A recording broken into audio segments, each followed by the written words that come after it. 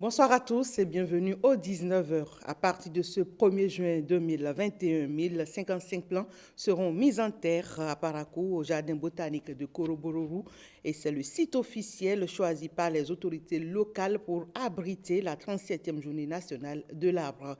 C'est sous une fine pluie que le préfet du Borgou, Djibril Maman Sissé, le maire de la commune de Parakou, Inoussa Chabizime, et le chef de l'inspection forestiers du Borgou, le colonel Théophile Sinandouirou ont profité de cette journée pour lancer officiellement la campagne nationale de reboisement. Reportage.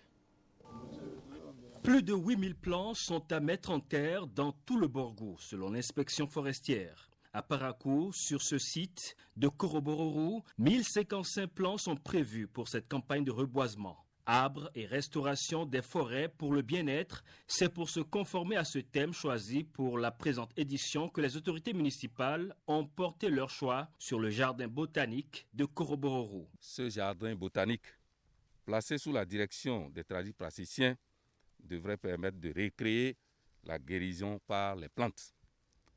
C'est le lieu de remercier l'inspection forestière qui a fait des choix conséquents.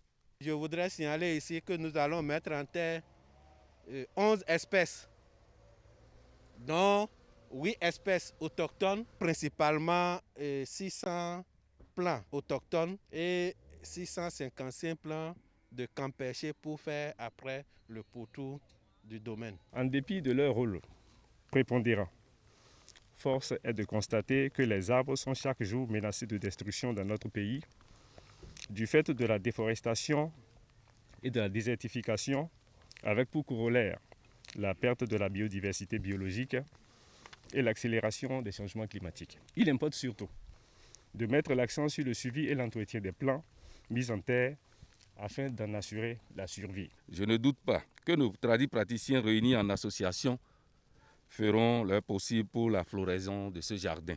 Tous debout en ce mois de l'environnement pour planter et entretenir chacun au moins un arbre pour ne pas vivre inutilement. C'est l'appel final de Djibril Maman Sissé à tous ses concitoyens. Le département de l'Alibori n'est pas resté en marge de la commémoration de la 37e journée de l'arbre au Bénin. 450 plants ont été mis en terre dans la commune de Malanville sur un espace de 50 hectares. L'événement a eu lieu en présence du préfet du département de l'Alibori, Marcel Guetoro. Couplée avec la campagne nationale de reboisement, cette 37e édition de la journée nationale de l'arbre a pour thème Arbres et restauration des forêts pour le bien-être. 450 plants ont été mis en terre sur le site de la résidence du maire d'une superficie de 50 hectares. Constitués des espèces comme le kola, le calcédra et le miréna, ces plants mis en terre ont pour objectif reconstituer l'espace vert de l'hôtel de ville de Malanville, mais aussi sauvegarder l'écosystème de cette commune d'une population de 168 421 habitants. Quand vous jetez un coup d'œil autour, c'est dans une clôture gérée par la mairie. C'est à l'intérieur de la mairie qui est bien clôturée avec un portail métallique bien sécurisé avec un gardien. Donc cette précaution permet déjà de gérer les animaux domestiques qui parfois brouillent tout ce que les gens font dès que vous faites d'eau. Autant il y a la sécurité là. C'est des arbres qui vont produire surtout de l'ombre toute l'année. Ces pieds-là ne souffriront d'aucune calamité jusqu'à arriver à leur maturation. Profitant de cette occasion, je rappelle à toutes et à tous que nous pourrions profiter de ces actions de reboisement que si les plants mis en terre sont protégés contre tous les facteurs de dégradation. Face au changement climatique et à la dégradation des terres, la restauration et la conservation des espèces végétales constituent aujourd'hui un défi majeur pour tous. La journée de l'arbre est instituée au Bénin depuis le 2 juillet 1985 par décret numéro 85-291. 1er juin, journée nationale de l'arbre, mais quel type de plan mettre en terre et dans le cadre de cette journée? Plusieurs, bien sûr, oui, mais chaque plante a une portée spirituelle qu'il convient de connaître, à en croire le biologiste Aimé Agbomarena. Il est au micro de Blaise Adampo. Nous avons des plantes qui favorisent l'éclosion des ardeurs, c'est-à-dire qui ont un effet amplificateur de nos désirs. C'est par exemple le basilic, qu'on appelle Kesu Kesu Christ enfant. Nous avons d'autres plantes spirituelles qui refroidissent les ardeurs. C'est-à-dire que leur effet, c'est d'atténuer les tensions partout où nous passons. Et lorsque je prends le cas du pavot épineux, appelé Wacheyon enfant, il y a beaucoup d'autres plantes que nous utilisons pour les vœux de protection spirituelle. Le Diatropha cuicas, par exemple, Nyokoton enfant.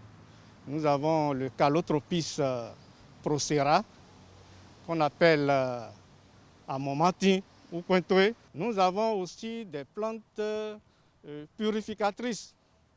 L'une de ces plantes est l'hysope, qui est très connue, Desreguement ou Patiment. C'est très connu chez nous au Bénin ici. Il y a également des plantes consolatrices. C'est des plantes dont l'usage nous permet de retrouver l'espoir de l'immortalité. Enfant, on dit Enadioku. Et là, nous avons par exemple le Vernonia, à Manvivet, que tout le monde connaît. Nous avons le Tekinkama, Tekinkama enfant, qu'on appelle le poupier, Portulaca oleracea. Donc voilà quand même toute une gamme de plantes spirituelles que nous avons autour de nous, que nous devons planter et entretenir dans nos maisons pour notre bien-être spirituel. Restons dans le monde des plantes et pour parler cette fois-ci du projet Porto Novo Ville Verte, un projet de la mairie de Porto Novo financé par l'Agence française de développement. Et dans le cadre de ce projet, une course relais a été initiée le samedi dernier à l'endroit des écolières et écoliers. Loin d'être un simple rendez-vous sportif, la compétition vise à sensibiliser les générations futures à la préservation de l'environnement. Reportage. Une course de relais de 100 mètres qui a l'air d'un championnat scolaire, mais c'est plutôt une compétition sportive entre écoliers des établissements publics et privés de Porto Novo. La finalité, préparer les générations futures à s'inscrire dans la logique de la préservation de l'environnement et des écosystèmes lagunaires à travers le projet dénommé Porto Novo Ville Verte. Les enfants occupent une position majeure dans le travail que nous faisons. Parce que d'ici 20 ans, 30 ans, c'est ceux qui ont fait la pause ce matin qui seront aux commandes. Vous et moi, on serait un peu en arrière-plan.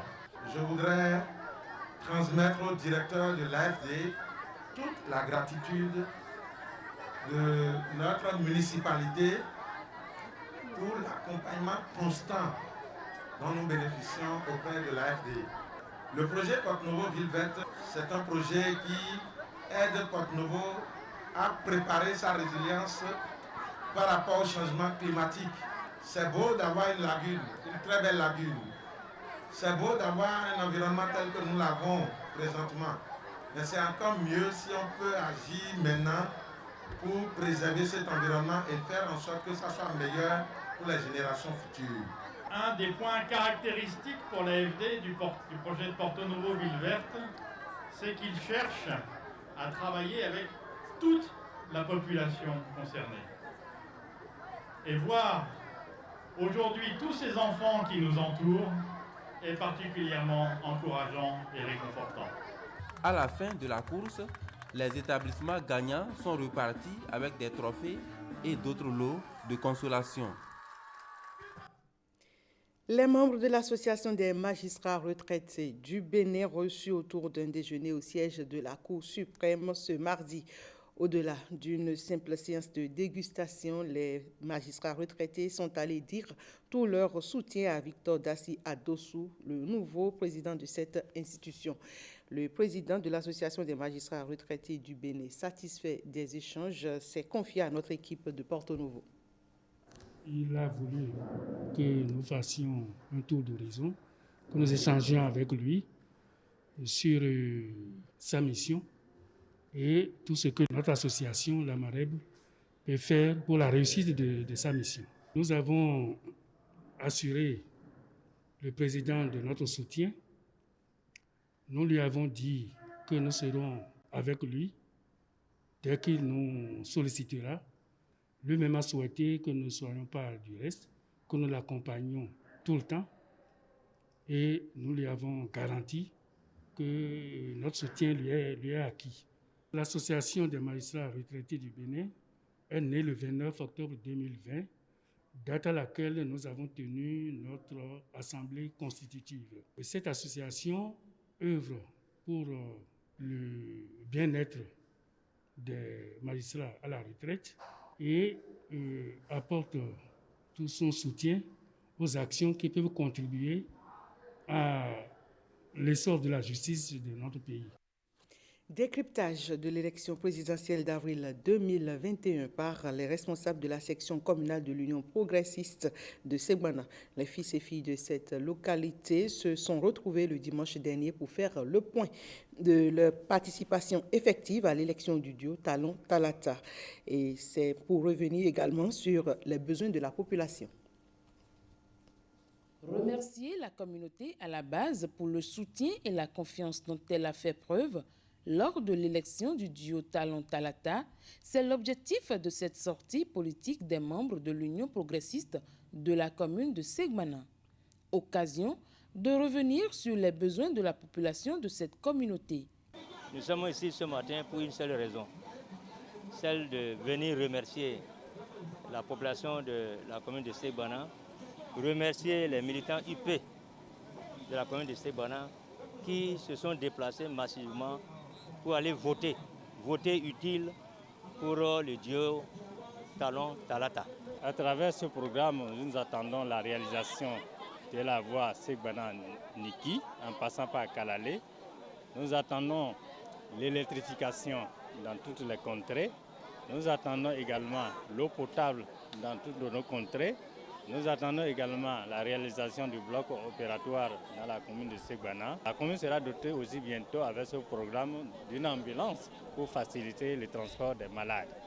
Vu ça, nous avons dit avec ce quinquennat, ça y est le développement de la commune de Segbana. Et nous devons, au nom du parti, dire merci à la population qui a contribué au succès du duo Talon-Talata. C'est une fierté, nous avons mouillé le maillot. Et nous sommes fiers aujourd'hui que les leaders du parti viennent nous dire merci pour ce qui a été fait sur le terrain. Et nous sommes engagés à les accompagner pour la réussite du quinquennat du président. Ici, c'est la deuxième circonscription électorale qui regroupe Banikwara, Gogounou et Segbana. Un tour dans le mono pour suivre la descente du préfet sur les sites d'exploitation de gravier et de sable de son département. Objectif, amener les exploitants de ces ressources naturelles à se conformer aux normes gouvernementales en vigueur au Bénin. Il était accompagné de la brigade mobile de contrôle instituée pour la cause. Reportage. Par rapport à la réforme qui est faite dans le secteur. Comme là, c'est Nazinsou sur les sites d'exploitation des ressources de son département. Le préfet entend sonner le glas de l'usage abusif et informel des ressources telles que le gravier et le sable dans la région. Le constat est toujours amer parce que nous avons vu des carrières ouvertes illégalement parce que les auteurs, les exploitants n'ont pas pu nous présenter, disons, une autorisation. Certains n'ont même pas le certificat d'occupation de site que la mairie devait leur délivrer. La procédure est en cours, mais elle a du plomb dans l'aile. Nous, les exploitants, quelques exploitants du village de Guincon, on s'est forcé pour être à jour vis-à-vis de l'État. J'ai déposé mes dossiers.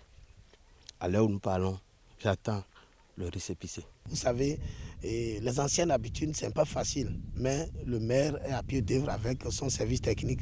Ils sont en train de multiplier des efforts pour réguler cette situation. Les implications socio-économiques sont bien connues des autorités. Toutefois, les incidences environnementales exigent une gestion rationnelle de ces ressources. Nous savons qu'ils vivent de cette activité-là. Néanmoins, je leur demande aussi de faire un effort. Voyez l'état de ce site-là. Après l'exploitation, il faut penser à la restauration aussi pour les générations futures. Nous allons demander au maire de veiller à cela. Nous-mêmes, nous allons nous joindre au maire pour que les sites soient restaurés. L'autorité a à cette occasion promis plaider pour le rapide traitement des dossiers d'autorisation, toujours en instance au niveau central. Et c'est tout pour ce 19h que je vous remercie d'avoir suivi.